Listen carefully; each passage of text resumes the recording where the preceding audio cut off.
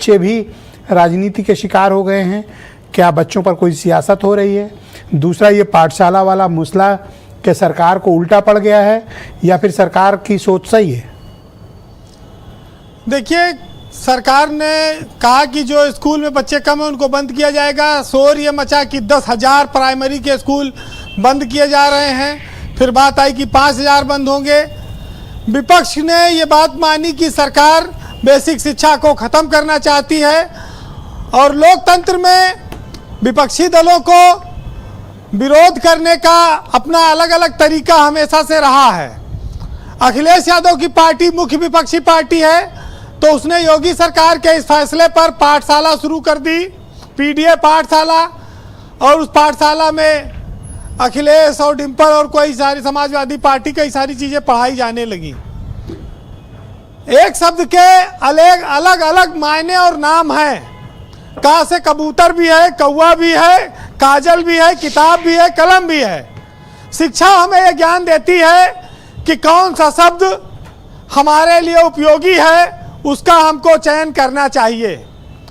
शिक्षा अच्छाई और बुराई के अंतर को बताती है।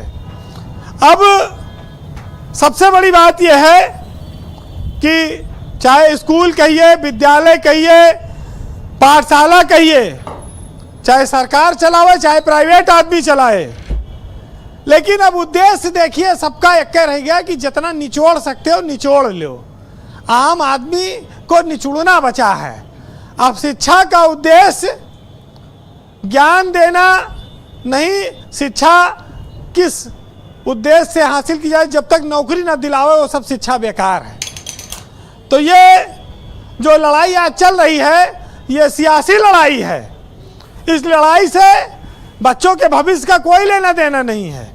इसमें सरकार को डिफेम करना है और विपक्ष को यह साबित करना है कि सरकार का फैसला गलत था।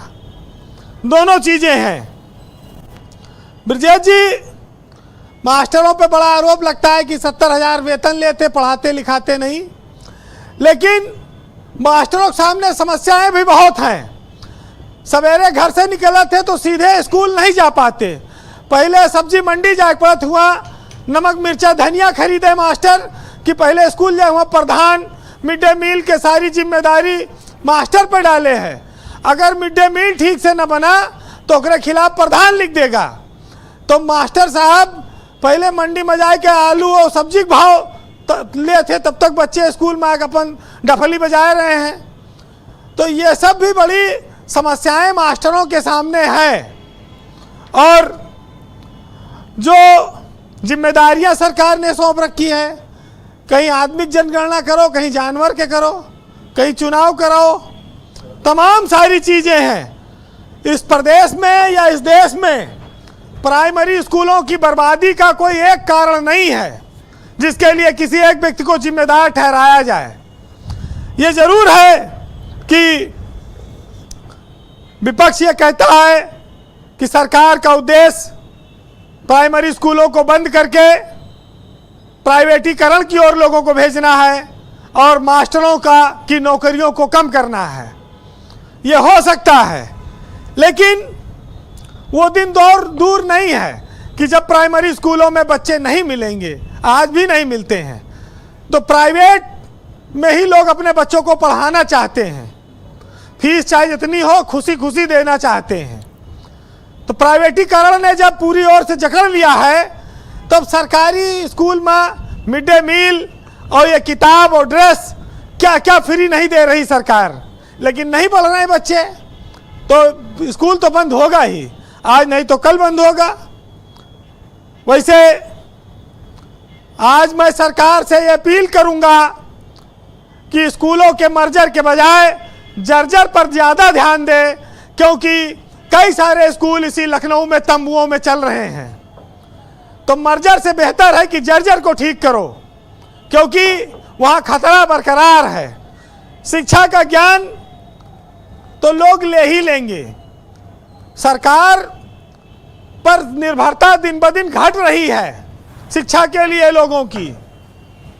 और ब्रजेश जी, लोकतंत्र में जी वीरेंद्र जी, जो अपने विरोध का तरीका है विपक्ष का, उसको करने दीजिए, वो उनका अपना काम है।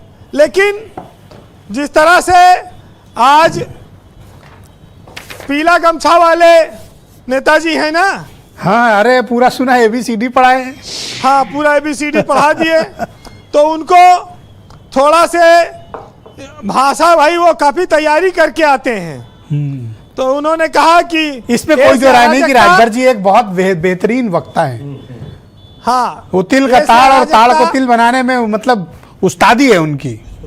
मैं उनको बहुत अप्रिशिएट करता हूँ उनकी भाषा शैली पर। बस खाली भाषा में है, विभाग चलावे में उनके दम नहीं है, वहां पर उनकी आवाज नहीं निकलती है। वो मंत्री हैं।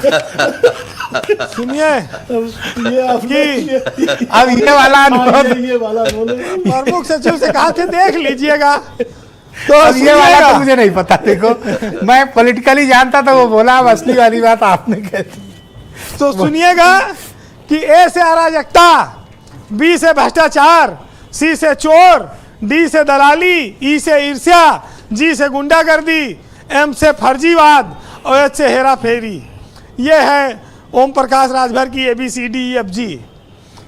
लेकिन आज इस प्रदेश में शिक्षा के स्तर को बढ़ाने के लिए केंद्र से लेकर राज्य सरकार तक जितना काम कर सकती हैं वो कर रही हैं। लेकिन अब लोग अंग्रेजी स्कूलों में अपने बच्चों को ज़्यादा पढ़ाने प्राथमिकता देते हैं, इसलिए सियासत बनी है। आलोचना करिए, सरकार में जो लोग हैं उनके कामों की आलोचना होगी, इसमें कोई नई बात नहीं है। लेकिन शिक्षा अब तकनीकी के दौर में है, डिजिटलाइज है, और बच्चों के ऊपर शिक्षा का बहुत बड़ा बोझ है, किताबों का, उन पर भी देखना होगा। सरकार तो खाना से लेके बस्ता से लेके ड्रेस सब फ्री तो दे ही रही है। तो एक आज बहुत अच्छी बात, जब गा से गधा वाली बात कही मुख्यमंत्री ने, तो ओम प्रकाश आदित्य की कविता आज बहुत मायने रखती है। आप सुनिएगा, इसमें बड़ा आनंद आएगा कि गा से गधे पर है, इस देश के गधों पर है कि इधर भी गधे हैं, उधर भी गधे हैं, जिधर देखता हूँ गधे ही गधे हैं। ये दिल्ली ये पालम गधों के लिए है, ये रसिया ये बालम गधों के लिए है, और ये संसार सालम गधों के लिए है, और यहाँ आदमी की कब कहाँ बनी है, ये दुनिया गधों के लिए ही बनी है। जो गलियों में डोले वो कच्चा गधा है, और जो कोठे पे बोले वो सच्चा गधा है, और जो खेतों में चीखे वो नकली गधा है, जो माइक पे बोले वो असली गधा है। बस आज तो आपने कपिल शर्मा को फेल कर दिया।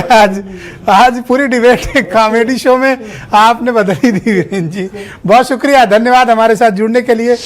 ग्राउंड जीरो से अपना फीडबैक, ओपिनियन। मुझे सबसे ज़्यादा शौक जानते हैं वीरेंद्र जी के किस बात पे लगा, जो राजभर जी के विभागीय काम वाली उन्होंने बात बताई ना, वो मतलब उसने मुझे अचरज में डाला। जैसे आपने कंपोजिट दारू करके एक शब्द दिया, मुझे नहीं पता था भाई, वीरेंद्र जी ने बोला तो भी मुझे आइडिया नहीं था। तो डिबेट का दूसरा चरण